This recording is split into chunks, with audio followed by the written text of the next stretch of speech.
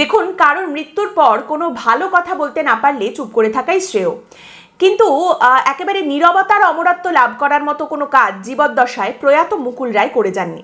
তাই সৌজন্যের পরিসর অবশ্যই থাকবে, কিন্তু তারই সঙ্গে বাস্তবিক মূল্যায়নেরও একটা জায়গা রাখতে হবে। কয়েকটা পয়েন্ট একেবারে ঝেড়ে কাশা যাক। প্রথম পয়েন্ট, মুকুল রায় মারা যাওয়ার পরে দেখলাম অনেকেই সমাজ মাধ্যমে মুকুল রায়ের জীবনের একেবারে শেষ দিকে যে শারীরিক এবং মানসিক পরিস্থিতি তৈরি হয়েছিল তার সঙ্গে বিধাতার মারকে জুড়ে দিয়ে অনেক বড় বড় গদ্য লিখেছেন। তার মাধ্যমে যারা লিখেছেন তাদের নিজেদের জ্বালা জুড়োতে পারে, তাদের একটু শান্তি হতে পারে, কিন্তু বাস্তব এটাই যে জীবনের শেষ দিন পর্যন্ত পশ্চিমবঙ্গের রাজনীতিতে মুকুল রায় যে ধারা নিয়ে এসেছিলেন সেই ধারারই একেবারে উজ্জ্বল উদাহরণ হয়ে রয়ে গেলেন মুকুল রায়। মুকুল রায় কোন দলের হয়ে মারা গেলেন এই প্রশ্ন করলে এখনো হয়তো সেই নিয়ে তর্কই হবে, কারণ আপনি যদি আদালতে যান দেখবেন এখনো পর্যন্ত মুকুল রায়ের আইনজীবী সেখানে দাঁড়িয়ে মাথা নেড়ে নেড়ে বলছেন মুকুল রায় তো বিজেপির বিধায়ক ছিলেন। যদিও মুকুল রায় মারা যাওয়ার পর বিজেপির কোনো প্রতিনিধিকে সেখানে দেখতে পাওয়া যায়নি। যারা ছিলেন তারা শুধুই তৃণমূল আর তৃণমূল। এবং এটাকে আপনি নিয়তির পরিহাস বলবেন নাকি রাজনীতির পরিহাস জানি না, বলা হয় যে অভিষেক বন্দ্যোপাধ্যায়ের উত্তরণের মাধ্যমে মুকুল রায় বুঝতে পেরেছিলেন যে তৃণমূল কোম্পানিতে তিনি মোটেই স্টেক হোল্ডার নন, শুধুমাত্রই মালিকের অনুগত ভৃত্য, সেই অভিষেক বন্দ্যোপাধ্যায় মুকুল রায়ের মৃত্যুর পরে শোক মিছিলে একেবারে পুরো ভাগে থাকলেন, পুরোটা হাঁটলেন। এবার মুকুল রায় মারা যাওয়ার পরে সম্মান রেখে, মৃতের প্রতি সম্মান রেখে তৃণমূল বিজেপি দু তরফ থেকেই নানা রকম প্রশস্তি বাক্য এলো, কিন্তু তিনি বেঁচে থাকতে দু দলের তরফ থেকেই বিষ ঝরাতে তাকে নিয়ে কোনো রকম কুণ্ঠা থাকতো না। তার কারণ মুকুল রায় নিজের স্টাইলেই দুই দলের জন্যেই, তৃণমূল এবং বিজেপি দুজনের জন্যেই যেরকম মধুর ব্যবস্থা করে গেছেন তেমনই আবার হুলের ব্যবস্থাও করে গেছেন। তাই দিনের শেষে বলা যেতে পারে যে একুল ওকুল পদ্মফুল ঘাসফুল সব কিছু বাঁচিয়ে, সব কিছু বজায় রেখে নিজের স্বার্থ সবার আগে যিনি বুঝে নিতেন তিনিই ছিলেন মুকুল। এবং মুকুল রায় মানুষটা কেমন ছিলেন সেটা যদি আপনি আজ প্রশ্ন করেন তাহলে দেখা যাচ্ছে একেবারে শেষে গিয়ে মুকুল রায় নিজেকে একটা কিন্তুর জায়গায় দাঁড় করিয়েছিলেন। আপনি যদি মুকুল রায়কে নিয়ে চারটে ভালো কথা বলেন তারপর আপনাকে বলতে হবে কিন্তু, আবার আপনি যদি মুকুল রায়কে নিয়ে শুধুই খারাপ কথা বলতে চান তাহলে খারাপ কথাগুলো বলার পরেও আপনাকে বলতে হবে কিন্তু।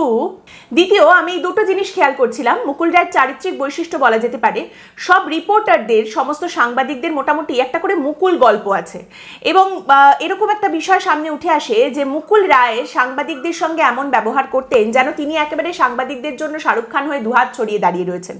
আবার তার নিজের হিসাব মিটে গেলেই তিনি আবার চিনতেই পারতেন না, কেমন একটা বৈরাগ্য ভাব চলে আসতো। ও মা, তুই ছিলিস নাকি, তুই আমাকে দেখেছিলি, ও আমি তো দেখতেই পাইনি, এইরকম একটা ব্যবহার তিনি করতেন। সে কথাও কিন্তু মাঝে মধ্যে সামনে উঠে আসে।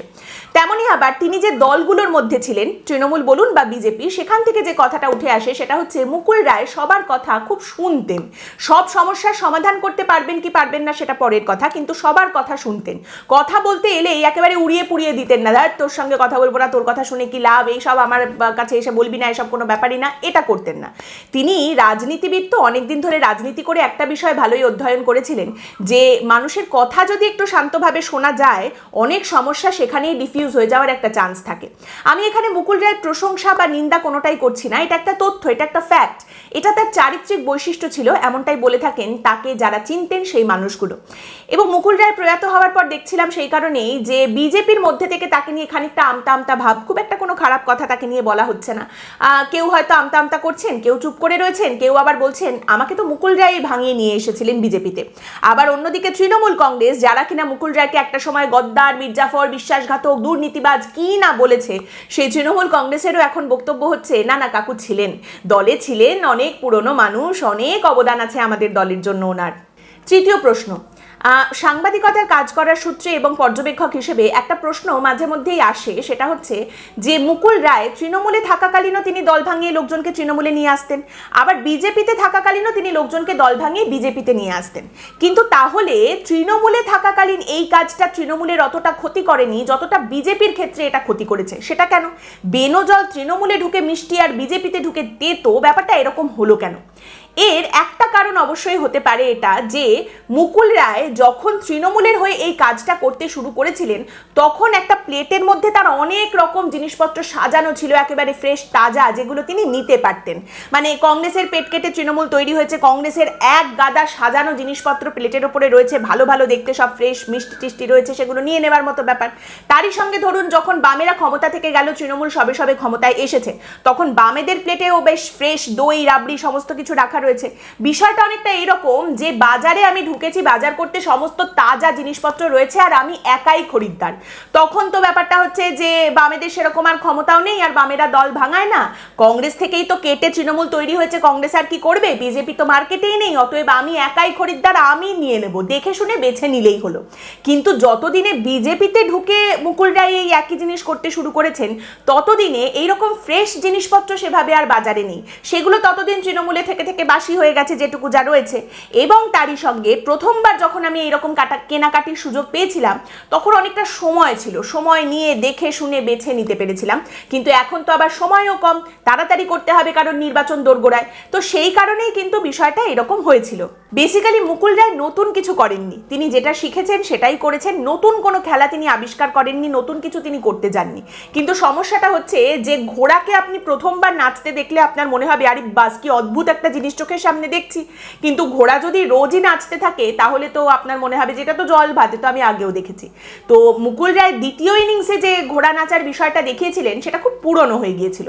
এবং তারই সঙ্গে আরেকটা বিষয় যেটার মূল্যায়নের কথা এখন বারবার উঠে আসে, সেটা হলো বিজেপিতে যখন মুকুল রায় গেছেন এবং তিনি লোকজনকে যখন নিয়ে আসছেন, যাদের নিয়ে আসছেন, দেখুন মুকুল রায় নিজে নির্বাচনে খুবই কম লড়েছেন, জীবনের একেবারে শেষের দিকে এসে তিনি নির্বাচনে লড়ে বিধায়ক হয়েছেন, কিন্তু যাদের তিনি নিয়ে আসছেন তাদের মধ্যে কজন এরকম ছিলেন যাদের নিজেদেরও নামের একটা ওজন ছিল, আবার মাথায় দিদির হাতও ছিল, যেমন ধরুন শুভেন্দু অধিকারী। কিন্তু এরকম তো খুবই কম ছিলেন, বেশিরভাগই এমন ছিলেন যারা ওই দিদির ফটো মাথার উপরে নিয়েই লড়ে গেছেন, এবং সেই কারণেই তারা যখন বিজেপিতে এসেছেন সেখানেও তারা নরেন্দ্র মোদীর ওজনের ওপরে ভর করে লড়ার চেষ্টা করেছেন, কারণ নিজেদের নামের ওজন তারা তৈরি করতেই পারেননি, এবং সেখানেই একেবারে যা হয়েছে, মাঠে 10 গোল খেয়ে মাঠ থেকে বেরিয়ে যেতে হয়েছে। তার কারণ নরেন্দ্র মোদী তো প্রধানমন্ত্রী, মুখ্যমন্ত্রীর জায়গায় উল্টো দিকে কে, দিদি ভার্সেস হু, মমতা বন্দ্যোপাধ্যায় বনাম হু, প্রধানমন্ত্রী নিজে এসে তো মুখ্যমন্ত্রী হবেন না।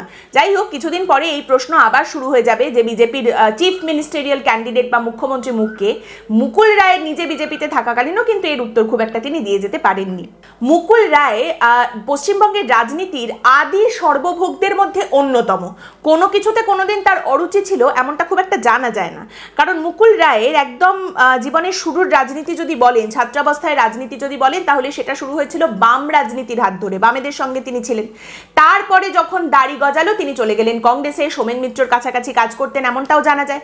তারপর যখন সেই একেবারে বিখ্যাত কাঁচা পাকা ফ্রেঞ্চ কাট দাড়ি তার হলো, তখন তিনি চলে গেছেন তৃণমূল কংগ্রেসে।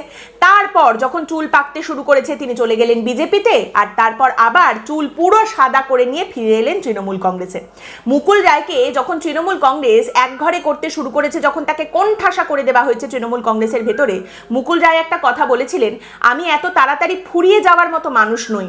এবং সেখানেই দেখুন এই রকম একজন মানুষ তার জীবনের শেষটা কাটলো কিভাবে, একটা ঘরের মধ্যে একা বসে বসে অল্প অল্প করে তিনি ফুরিয়ে গেলেন।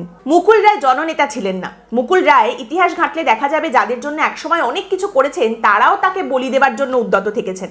সারদার সময় মমতা বন্দ্যোপাধ্যায়, 21-এর ভরাডুবির পর বিজেপি, এবং মুকুল রায়ও যখন যে নৌকাটায় পা দিয়ে চললে চলা যাবে সেভাবেই চালিয়ে গেছেন। ইটস অ্যান আইরনি যে মুকুল রায় রাজনীতিতে যা কিছু করেছেন, যা তিনি দাবি করেছেন, তিনি নিজেকে কিংমেকার বলেছেন, সব কিছুর পেছনে ছিল তার শ্রুড পলিটিক্স, তার ব্রেন।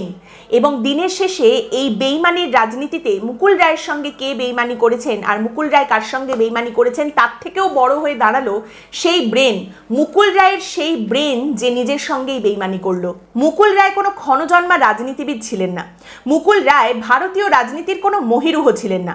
তবে পশ্চিমবঙ্গের রাজনীতির বিবর্তনের যে দুটো বাঁক, সেই বাঁক দুটোতে ব্রিজগুলো তার গড়া, এটা বলা যেতে পারে। তবে সেই ব্রিজের ওপর দিয়ে গাড়িগুলো কোন দিকে গেছে আর গাড়ির মালিক কারা, তার ওপরে মুকুল রায়ের কোনো নিয়ন্ত্রণ ছিল না। দেখুন, মুকুল রায়কে নিয়ে যদি আজ লেখা হয়, খুব মার্জিতভাবেই বলছি যে আজ যদি পশ্চিমবঙ্গের ইতিহাস, রাজনীতির ইতিহাস, শেষ 20-25 বছরের রাজনীতির ইতিহাস লেখা হয়, অবশ্যই মুকুল রায়ের নাম থাকবে। তার দক্ষতা, তার গুণ, তার সমস্ত ভালো দিক, উঁচু নিচু সব নিয়েই তার নাম অবশ্যই থাকবে, তাকে বাদ দিয়ে সেই ইতিহাস লেখা যাবে না। কিন্তু তারই সঙ্গে what is wrong with Bengal politics, পশ্চিমবঙ্গের রাজনীতির আজ এইরকম দেউলিয়া অবস্থা কেন, সেই ইতিহাস যদি লেখা হয় তাহলেও প্রথম সারিতেই কিন্তু থাকবে মুকুল রায়ের নাম। এবং এই কথাটা যদি আজ না বলি, এই মূল্যায়ন যদি আজ না করি, তাহলে সময়ের একটা বদঅভ্যেস আছে মানুষের থেকেও তার ছায়াকে বড় করে দেখানোর। আজকের পর্ব এখানেই শেষ করছি। আপনাদের মতামত, আপনাদের কোনো মূল্যায়ন থাকলে অবশ্যই সেটা জানাবেন কমেন্ট করে। পরের দিন দেখা হবে অন্য একটি বিষয় নিয়ে আলোচনায়। ভালো থাকবেন।